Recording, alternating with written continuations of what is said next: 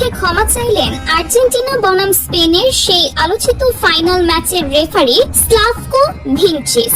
চাপের মুখে পড়ে অবশেষে স্বীকার করলেন ম্যাচ চলাকালীন কেন বারবার আর্জেন্টিনার খেলোয়াড়দের বিরুদ্ধে ফাউলের বাঁশি বাজিয়েছেন এবং কার্ড দেখিয়েছেন তিনি, এবং এর তীব্র প্রতিবাদ জানালেন ব্রাজিলিয়ান ফুটবলার নেইমার জুনিয়র। অন্যদিকে সংবাদ সম্মেলনে দাঁড়িয়ে খুদ লিওনেল মেসি জানিয়ে দিলেন কিভাবে ইচ্ছাকৃতভাবে তাদের এই ফাইনাল হারানো হয়েছে, আর কেনই বা মেসি এই টুর্নামেন্টে গোল্ডেন বুট কিংবা অন্য কোনো ব্যক্তিগত পুরস্কার পেলেন না। আর্জেন্টিনা বনাম স্পেনের এই ফাইনাল ম্যাচের প্রতিটি অজানা তথ্য নিয়েই সাজানো আজকের এই প্রতিবেদন। শেষ পর্যন্ত সঙ্গে থাকুন, চলুন শুরু করা যাক। 2026 সালের বিশ্বকাপের ফাইনালে মুখোমুখি হয়েছিল পৃথিবীর দুই ভিন্ন প্রান্তের দুই দেশ, আর্জেন্টিনা এবং স্পেন। ফাইনালের আগে থেকেই সবাই ধরে নিয়েছিলেন এই ম্যাচ হবে একেবারে হাড্ডাহাড্ডি এবং সমানে সমানে এক লড়াই। বাংলাদেশ সময় রাত 1টায় শুরু হয় এই মহা গুরুত্বপূর্ণ ফাইনাল। খেলার শুরুটাও হয়েছিল ঠিক তেমনই। আর্জেন্টিনা যথেষ্ট ভালো খেলছিল, স্পেনও নিজেদের সাধ্যমতো ভালো ফুটবল উপহার দিচ্ছিল, কিন্তু খেলার বয়স যখন 10 মিনিট পার হলো তখন থেকেই শুরু হলো এক রহস্যময় পরিবর্তন। আর্জেন্টিনা যেন হঠাৎ করেই নিজেদের স্বাভাবিক খেলার ছন্দ ভুলে গেল। একের পর এক ভুল পাস, উদ্দেশ্যহীন শট, বল কাকে দিচ্ছে কেন দিচ্ছে যেন কিছুই তারা বুঝে উঠতে পারছিল না মাঠে। অন্যদিকে স্পেনের খেলায় ছিল এক অন্যরকম সৌন্দর্য।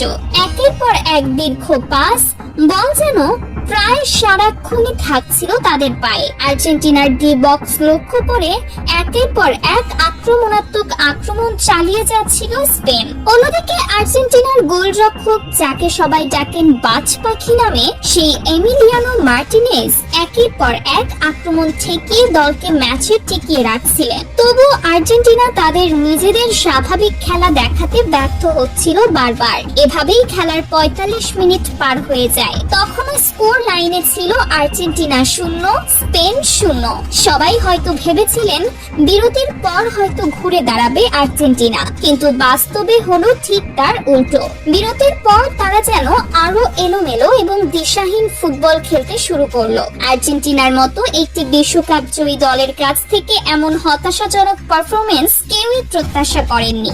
দলের প্রধান কোচ লিওনেল স্কালোনি একের পর এক খেলোয়াড় পরিবর্তন করে পরিস্থিতি সামাল দেওয়ার চেষ্টা করছিলেন, কিন্তু কোনো খেলোয়াড়ই যেন মাঠে নিজেদের স্বাভাবিক খেলাটা তুলে ধরতে পারছিলেন না। এদিকে শুরু থেকেই রেফারির সিদ্ধান্তগুলো নিয়ে জন্ম নিতে শুরু করেছিল প্রশ্ন।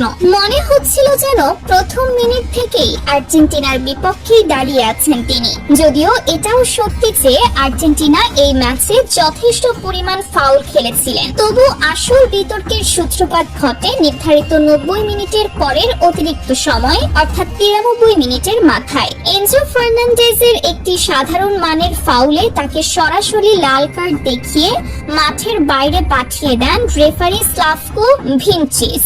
লাল কার্ডের সিদ্ধান্তের সঙ্গে সঙ্গেই মাঠে থাকা লিওনেল মেসি সহ বাকি খেলোয়াড় এবং মাঠের বাইরে থাকা কোচ লিওনেল স্কালোনি তীব্র প্রতিবাদ জানান। তারা দাবি করেন VAR প্রযুক্তির মাধ্যমে সিদ্ধান্তটি আরেকবার পর্যালোচনা করা হোক, কিন্তু রেফারি সেই দাবিতে কর্ণপাত করেননি।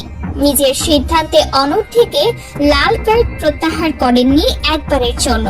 এই মুহূর্ত থেকেই আর্জেন্টিনার খেলা আরো তলানিতে গিয়ে ঠেকে। স্পেনের মতো এত সুসংগঠিত এবং গোছানো একটি দলের বিপক্ষে মাঠে একটি খেলোয়াড় কম নিয়ে খেলাটা আর্জেন্টিনাকে ভেতর থেকে কুড়ে কুড়ে খেতে শুরু করে। ঠিক এই সুযোগেই স্পেনের ফরওয়ার্ড ফেরান তোরেস গার্সিয়ার একটি গোলে এগিয়ে যায় স্পেন। স্কোর লাইন তখন দাঁড়ায় 1-0। মাঠে থাকা লিওনেল মেসিকে সেদিন যেন নিজের চেনা ছন্দেই খুঁজে পাওয়া যাচ্ছিল না। মাঝে মধ্যে পায়ে বল এলেও নিজের সবটুকু দিয়ে চেষ্টা করেও বলটি স্পেনের গোলবাড়ির দিকে সঠিকভাবে পাঠানোর সুযোগ তৈরি করতে পারছিলেন না তিনি। অন্যদিকে স্পেন তাদের আক্রমণাত্মক ফুটবল চালিয়েই যাচ্ছিল, আর 10 জনের আর্জেন্টিনা পড়ে যায় এক গভীর সংকটে। রক্ষণ সামলাবে নাকি আক্রমণে মন দেবে? সেই সিদ্ধান্তহীনতাই যেন গ্রাস করে ফেলেছিল পুরো দলকে। শেষ পর্যন্ত অতিরিক্ত সময়ের শেষ দিকে বেশ কয়েকটি সুযোগ তৈরি করলেও কোনোভাবেই সেগুলো কাজে লাগাতে পারেনি আর্জেন্টিনা। অবশেষে রেফারির দীর্ঘ বাঁশির সঙ্গে সঙ্গে বিশ্বকাপের ট্রফি হারিয়ে ফেলেন আর্জেন্টিনা, আর ট্রফি নিজেদের নামে লিখিয়ে নেন স্পেন। মাঠের এক প্রান্তে তখন স্পেনের খেলোয়াড়দের উদযাপন, গ্যালারি ভর্তি দর্শকদের উচ্ছ্বাস, আর অন্য প্রান্তে মাটিতে বসে অঝরে কাঁদছেন লিওনেল মেসি। এই দৃশ্য স্টেডিয়ামে উপস্থিত হাজার হাজার দর্শক এবং টেলিভিশনের পর্দার সামনে বসে থাকা বিশ্বজুড়ে কোটি কোটি আর্জেন্টাইন সমর্থকের চোখ অশ্রুসিক্ত করে তোলে। আর্জেন্টাইন খেলোয়াড়রাও তখন নিজেদের কান্না সামলাতে পারছিলেন না। নিজেদের সবটুকু উজাড় করে দিয়েও তারা যেন লিওনেল মেসির শেষ ইচ্ছেটুকু পূরণ করতে পারলেন না। ম্যাচ শেষ হতে না হতেই শুরু হয়ে যায় ব্যাপক বিতর্ক।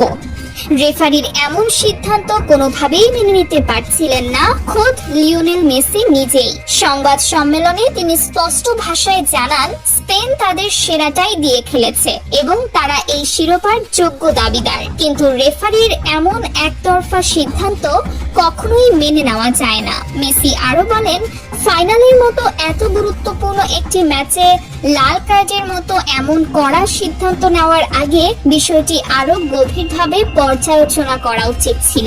এদিকে ফুটবল বিশ্লেষকরা আরো একটি বিতর্কিত দিক নিয়ে আলোচনা শুরু করছেন। তারা বলছেন, পুরো টুর্নামেন্ট জুড়ে সর্বোচ্চ 8টি গোল করা লিওনেল মেসিরই প্রাপ্য ছিল গোল্ডেন বুট পুরস্কার, অথচ ফাইনালের আগ পর্যন্ত এই টুর্নামেন্টে মেসি ছিলেন সর্বোচ্চ গোলদাতা। কিন্তু এর ঠিক পেছনেই লুকিয়ে আছে এক বড় ধরনের রাজনীতির গন্ধ।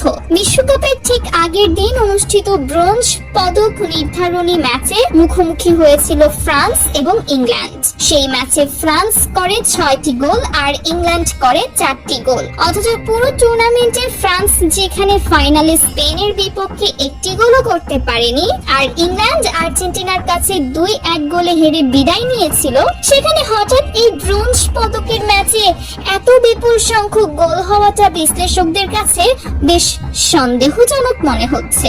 অনেকেই মনে করছেন এই ম্যাচটি মূলত সাজানো হয়েছিল মেসির গোল্ডেন বুট বাতিল করার উদ্দেশ্যে। এমন ভাবে সেই ম্যাচ খেলা হয়েছে যাতে ফরাসি তারকা কিলিয়ান এমবাপ্পে সহজেই একাধিক গোল করে নিজের সংখ্যা বাড়িয়ে নিতে পারে এবং মেসির হাত থেকে গোল্ডেন বুট পুরস্কারটি ছিনিয়ে নিতে পারে, এমনটাই ধারণা করছেন ফুটবল বিশ্লেষকরা। বিশ্লেষকরা আরো বলছেন, গোল্ডেন বুট না হয় কিলিয়ান এমবাপ্পে বেশি গোল করে নিয়ম মেনে জিতে নিয়েছেন, তাতে কারো তেমন আপত্তি নেই, কিন্তু পুরো টুর্নামেন্টে 8 গোল আর 4টি অ্যাসিস্ট করা সত্ত্বেও গোল্ডেন বল পুরস্কারটি পাননি লিওনেল মেসি, যার পুরোপুরি দাবিদার ছিলেন তিনি নিজেই। এই সম্মানসূচক পুরস্কারটি শেষ পর্যন্ত ওঠে স্পেনের অধিনায়ক ও মিডফিল্ডার রদ্রির হাতে। সেরা খেলোয়াড় হিসেবে গোল্ডেন বল জিতে নেন তিনি। আর ঠিক এখান থেকেই ক্ষোভ ছড়িয়ে পড়ে ফুটবল প্রেমীদের মাঝে। প্রায় সবার মুখেই একই কথা, ফিফা সরাসরি অন্যায় করেছে লিওনেল মেসির সঙ্গে, কারণ এই পুরস্কারের প্রকৃত ও পূর্ণ দাবিদার ছিলেন একমাত্র মেসি। বিশ্বকাপ শুরুর আগে থেকেই অনেকে বলে আসছিলেন ফিফা নাকি সবসময় আর্জেন্টিনাকে বাড়তি সুবিধা দিয়ে আসছিল, কিন্তু খোদ ফাইনালেই এভাবে আর্জেন্টিনার বিরুদ্ধে এমন এক সুপরিকল্পিত ষড়যন্ত্রের অভিযোগ ওঠাটা যেন সম্পূর্ণ ভিন্ন এক বাস্তবতা তুলে ধরে। এটা ঠিক যে আর্জেন্টিনা নিজেদের সামর্থ্য অনুযায়ী খেলতে পারেনি, রীতিমতো হতাশাজনক ফুটবল উপহার দিয়েছে সেদিন, কিন্তু রেফারির এমন বিতর্কিত সিদ্ধান্তগুলো তাদের এই বিপর্যয়কে আরো গভীর করে তুলেছে বলেই মনে করছেন ফুটবল প্রেমীরা।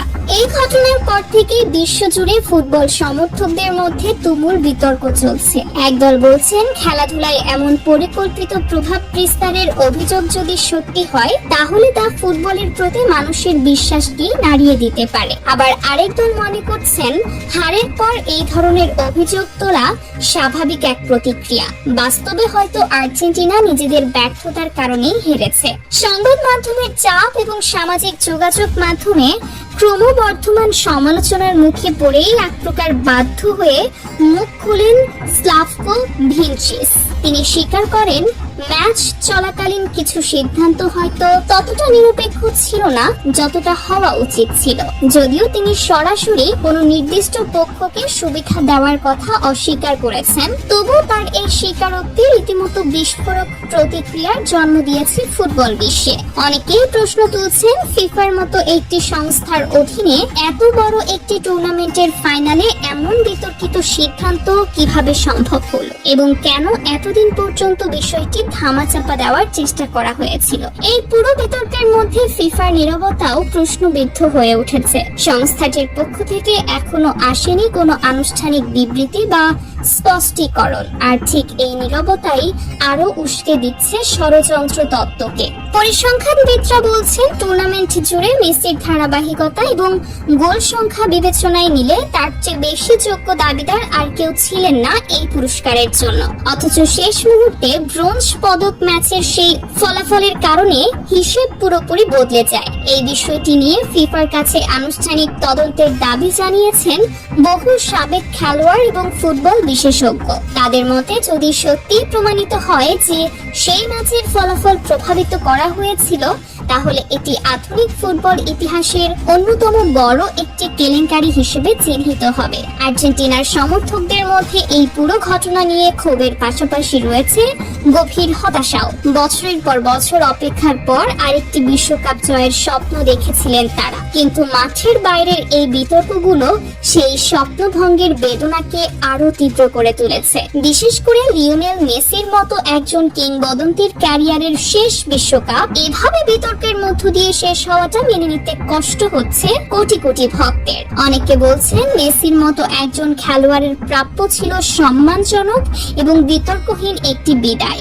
কিন্তু ভাগ্য এবং হয়তো কিছু বহিরাগত প্রভাব সেই সম্মানটুকু তার কাছ থেকে কেড়ে নিয়েছে। তো দর্শক, লিওনেল মেসির সঙ্গে ঘটে যাওয়া এই কথিত ষড়যন্ত্রকে আপনি কিভাবে দেখছেন? আপনার কি সত্যিই মনে হয় সেই ফাইনালে রেফারি কোনো একটি নির্দিষ্ট দলের পক্ষে কাজ করেছেন? আর ফ্রান্স ইংল্যান্ডের সেই ব্রোঞ্জ পদক ম্যাচ নিয়ে আপনার নিজের বিশ্লেষণ কি? সেই ম্যাচের ফলাফল কি সত্যিই স্বাভাবিক ছিল, নাকি এর পেছনে সত্যিই কোনো পরিকল্পনা কাজ করেছিল বলে আপনার মনে হয়? আপনাদের মূল্যবান মতামত অবশ্যই আমাদের জানিয়ে দিন কমেন্ট বক্সে। আমাদের পরবর্তী প্রতিবেদনগুলো সবার আগে পেতে চাইলে এখনই আমাদের ইউটিউব চ্যানেলটি সাবস্ক্রাইব করুন এবং ফেসবুক পেজটি ফলো করতে ভুলবেন না। এতক্ষণ সাথে থাকার জন্য অসংখ্য ধন্যবাদ।